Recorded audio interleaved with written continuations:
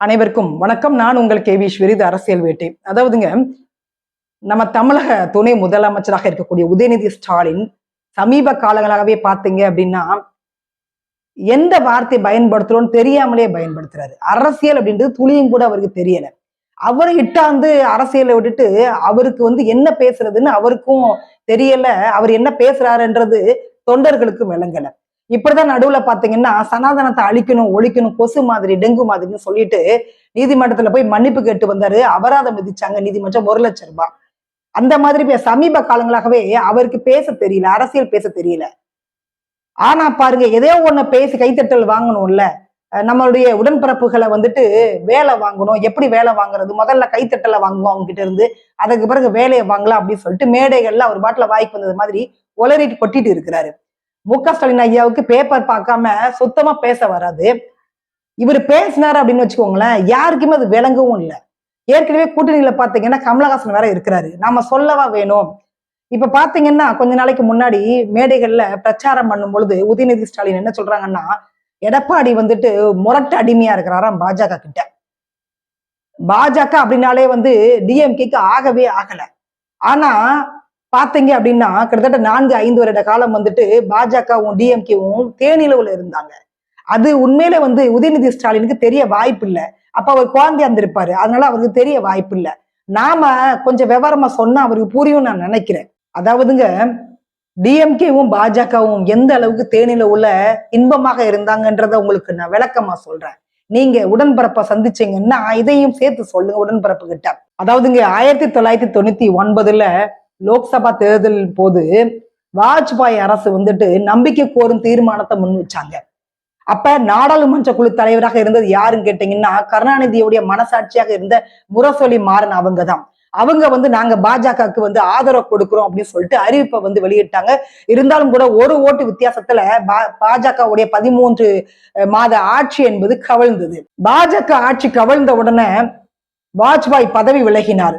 1999 அதே ஆண்டு ஜூன் 2ஆம் தேதி டிஎம்கே பொதுக்குழு கூட்டி முடிவெடுத்தாங்க. என்ன முடிவெடுத்தாங்க தெரியுங்களா?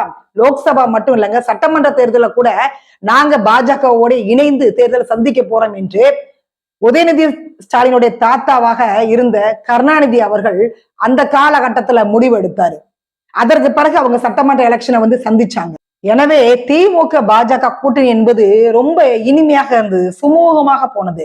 2001ஆம் ஆண்டு நடந்த சட்டசபை தேர்தல்ல கிட்டத்தட்ட 21 இடங்களை டிஎம்கே பாஜக கொடுத்தது. அள்ளி கொடுத்துச்சு, கிள்ளி கொடுக்கலங்க, அள்ளி கொடுத்தாங்க 21 தொகுதிகளை. இன்னைக்கு காங்கிரஸ்க்கு 25 தொகுதிகளை கொடுக்கறதுக்கே டிஎம்கே கஷ்டமா இருக்குது.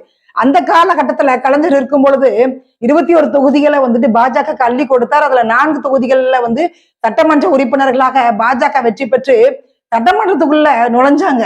இந்த வரலாறு எல்லாம் உதயநிதி ஸ்டாலின் எடுத்து படிக்கணும். இன்னைக்கு தமிழ்நாட்டுல பாஜக பூந்துடும் பேசிட்டு இருக்கிறாங்கல்ல, அன்னைக்கு முதலாக சட்டமன்றத்துக்குள்ள பாஜகவை கொண்டு வந்தது, எம்எல்ஏவா கொண்டு வந்தது யாரு தெரியுங்களா? டிஎம்கே தான். அதுலயும் உதயநிதி ஸ்டாலினுடைய தாத்தாவாகிய கருணாநிதி தான் கொண்டு வந்தாரு. இதை உதயநிதி ஸ்டாலின் முதல்ல தெரிஞ்சுக்கணும். அதே மாதிரி டிஎம்கே பாஜக 1999 முதல் முறையாக கூட்டணி அமைத்து லோக்சபா தேர்தலை எதிர்கொண்டாங்க. அதுல பாத்தீங்கன்னா டிஎம்கே பாஜக கூட்டணி 26 இடங்கள்ல வெற்றி பெற்றது. தேசிய ஜனநாயக கூட்டணி, பாஜக தலைமையிலான தேசிய ஜனநாயக கூட்டணி 303 இடங்களை பிடித்து மத்தியில ஆட்சி அமைத்தாங்க. அதுலதான் பாத்தீங்கன்னா டிஎம்கே சார்ந்து பாத்தீங்கன்னா தமிழகத்தை பொறுத்த வரைக்கும் 8 அமைச்சர்களை பாஜக கொடுத்தாங்க. அதே மாதிரி பாஜகவுடைய இந்த ஆட்சியில டி.ஆர். பாலு, ஆர். ராசா, முரசொலி மாறன் இவங்க மத்திய அமைச்சராக பதவி வகித்தாங்க. ஆக மொத்தத்துல சட்டமன்ற தேர்தலையும் பாஜகவுடன் டிஎம்கே கூட்டணியில இருந்து 21 இடங்கள்ல கொடுத்தாங்க. அதே மாதிரி லோக்சபா தேர்தல்ல கிட்டத்தட்ட 26 இடங்களை டிஎம்கே பாஜக கூட்டணியை வெற்றி பெற்றது. அப்ப மத்தியிலும் மாநிலத்திலும் பாத்தீங்க அப்படின்னா இன்னைக்கு எப்படி டிஎம்கே காங்கிரஸ் இருக்கிறாங்களோ அதே மாதிரி அந்த காலகட்டத்துல பாஜக டிஎம்கே இருந்தாங்க. அதே மாதிரி 2001ஆம் ஆண்டு மத்திய அமைச்சராக இருந்த முரசொலி மாறன் அவர்களுக்கு 2002ஆம் ஆண்டு பாத்தீங்கன்னா உடம்பு சரியில்லாம ஆயிடுச்சு, ஹாஸ்பிட்டல் அட்மிட் ஆயிருக்கிறாரு, கோமா ஸ்டேஜுக்கு போயிட்டாரு. அந்த நேரத்துல கூட அவருக்கு இலாக்கா இல்லாத அமைச்சராக தொடரலாம் என்று அனுமதி கொடுத்தது யாரு தெரியுங்களா? பாஜக அரசு. ஆக மொத்தத்துல அமைச்சர் பதவியை பிச்சை போட்டதே டிஎம்கே பொறுத்த வரைக்கும் அமைச்சர்கள் பதவியை பிச்சை போட்டதே பாஜக அரசு அப்படின்றத உதயநிதி ஸ்டாலின் முதல்ல புரிஞ்சுக்கணும். அவங்க போட்ட பிச்சையில தான் நீங்க மத்திய அமைச்சராக இருக்க முடிந்தது. அதே மாதிரி 2003ஆம் ஆண்டு முரசொலி மாறனுடைய மறைவுக்கு பிரதமராக இருந்த வாஜ்பாய் நேரில அஞ்சலி செலுத்திட்டு போனாரு. இதெல்லாம் உதயநிதி ஸ்டாலினுக்கு தெரியறது வாய்ப்பு இல்லை. அப்ப குழந்தை வந்திருப்பாரு அவரு. அதே மாதிரி எப்ப திராவிட முன்னேற்ற கழகம் பாஜக மேல ஒரு விமர்சனத்தை முன்வைக்கிறாங்க, நாம ஈழ பிரச்சனையை இழுத்துன்னு வச்சுக்கோங்களேன். அவங்க என்ன சொல்றாங்கன்னா 2002 காலகட்டத்துல குஜராத்ல முஸ்லிம் அதாவது மதவாத பிரச்சனையை தூண்டி ஆயிரக்கணக்கான முஸ்லீம்ல கொஞ்சம் குவித்தது யாருன்னு கேட்டீங்கன்னா, படுகொலை செய்தது யாருன்னு கேட்டீங்கன்னா பாஜக அரசுன்றாங்க. ஆமாங்க, பாஜக மத்தியில இருந்த போது அந்த சம்பவம் நடந்தது.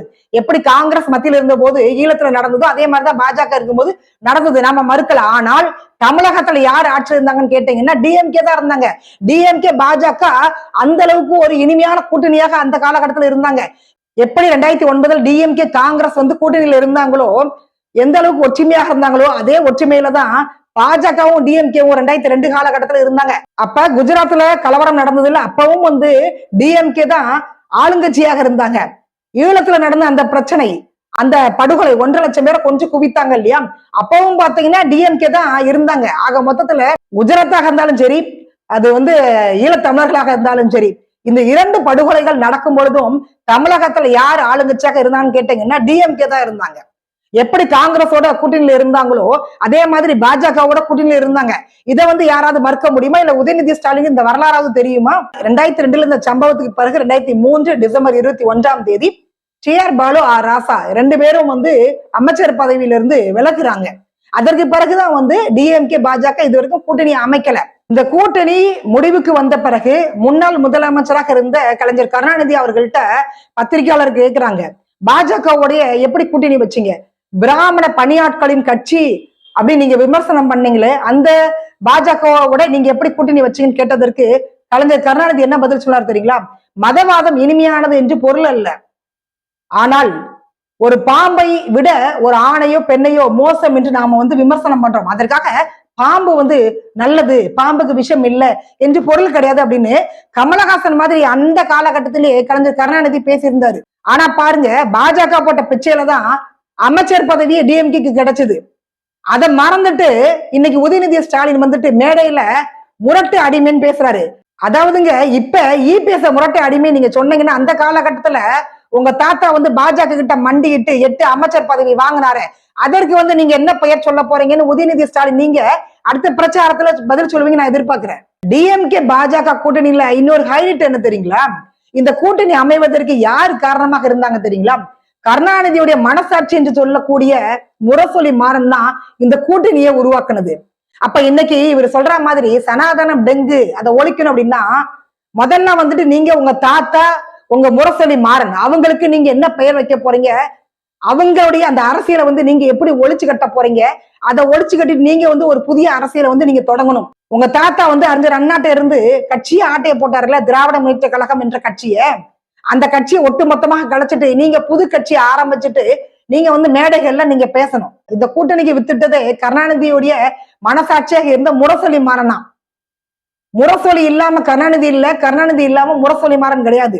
இதுல நீங்க மேடைக்கு மேடை சனாதனம், அது மதவாத கட்சி, பாஜக தமிழகத்துல பூந்துரும் அப்படின்றீங்க. முதலாக பாஜகவை உள்ள தமிழகத்துல பூத்துனதே உங்க கட்சி தான், அதை நீங்க மறந்துடக்கூடாது. சோ உதயநிதி ஸ்டாலின் பேசுனதுக்கு நம்ம இபிஎஸ் சரியான ஒரு பதிலடியை கொடுத்திருக்கிறாங்க. என்னன்றத நீங்க வீடியோ பார்த்துட்டு கமெண்ட் பண்ணுங்க. உதயநிதி ஸ்டாலின் இன்றைய தினம் ஒரு கூட்டத்தில் பேசியிருக்கிறார். திமுக இளைஞரணி நிர்வாகிகள சந்திப்பு கூட்டத்தில் பேசியிருக்கிறார். அவர் பேசும்போது நான் எடப்பாடி பழனிசாமி முரட்டு அடிமையா, யாரு பாரதிய ஜனதா முரட்டு அடிமையா, முரட்டு அடிமைன்னு எங்காச்சும் கண்டிருக்கிறீங்களா? புதுசா கண்டுபிடிச்சிருக்காரு. அவருக்கு டாக்டர் பட்டம் கொடுத்துடலாம், உதயநிதிக்கு டாக்டர் பட்டம் கொடுத்துடலாம். உதயநிதி ஸ்டாலின் அவர்களே, நீங்க சிந்திச்சு பாருங்க. எனக்கு இந்த முரட்டு அடிமையை கொடுத்தா உங்க தாத்தாவுக்கு என்னன்னு கொடுக்கிறது? யாரோட இருக்காரு? வாஜ்பாயோட இருக்காரு. தாத்தா வாஜ்பாயோட இருக்காரு. இவருக்கு என்ன பட்டம் கொடுக்க போறாரு? ஆக உதயநிதி ஸ்டாலின் அவர்களே தெரிஞ்சு பேச வேண்டும். கட்டுக்குட்டி நீங்க. ஆக வாய்க்கு வந்ததெல்லாம் பேசக்கூடாது. நீங்க கூட்டணி பாரதிய ஜனதா கூட்டணி வச்சா அது நல்ல கட்சி, அதிமுக கூட்டணி வச்சா மோசமான கட்சி. ஏங்க அரசியல்ல ஒவ்வொரு தேர்தல் வருகின்ற பொழுது அந்த வாக்குகள் சிந்தாம சிதறாம கூட்டணி அமைச்சு வேட்பாளர் நிறுத்தி வெற்றி பெறுவது எல்லா கட்சியிலும் இருக்குது. இப்ப அதிமுக கட்சியில யாரெல்லாம் கூட்டணி வச்சாங்களோ அவங்க திமுக கட்சியில இப்போ கூட்டணி இருக்கிறாங்க. திமுக கட்சியில யாரெல்லாம் கூட்டணி அங்க வச்சாங்களோ அதுதான் அதிமுக இருக்கிறாங்க. ஆக தேர்தலுக்கு தேர்தல் மாறுபடும். அதை வைத்துக் கொண்டு இன்றைய தினம் உதயநிதி ஸ்டாலின் பேசுறார். ஆகவே நான் முரட்டு அடிமை இல்லை அப்படின்னா உங்க தாத்தா முரட்டு அடிமையா? ஏன்னா தாத்தா பேச முடியாது, அதனால என்ன குறிப்பிட்டு தாத்தா பேசியிருக்கார்.